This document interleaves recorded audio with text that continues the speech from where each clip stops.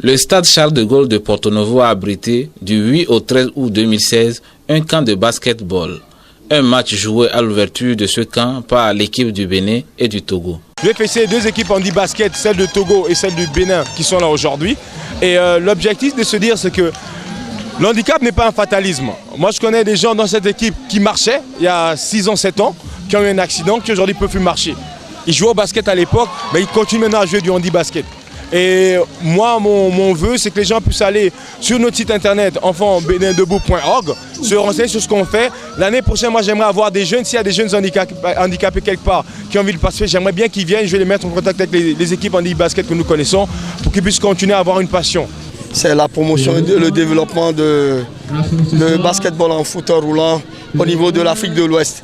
Et je crois que l'équipe béninoise a beaucoup progressé, parce qu'on était pratiquement au même niveau et nous, on croyait qu'on faisait beaucoup de choses à Lomé, mais avoir le match de ce soir, il faut revoir nos tactiques et le système de jeu. Il nous reste beaucoup à travailler, mais les Togolais ne sont pas au top niveau, ils ont des matériels plus que nous.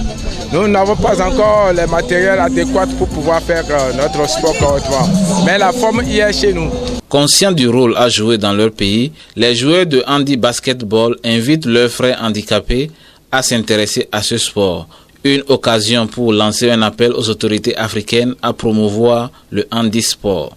Le handicap n'est pas une fatalité. Le handicap doit aujourd'hui être une bonne opportunité. Et nous devons faire en sorte que nous évoluions vers une société vraiment inclusive.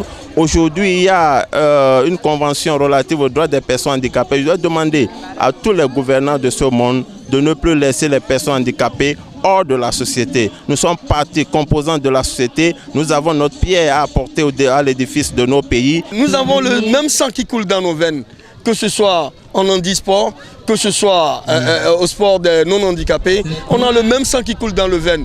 Pourquoi ne pas investir dans l'handisport?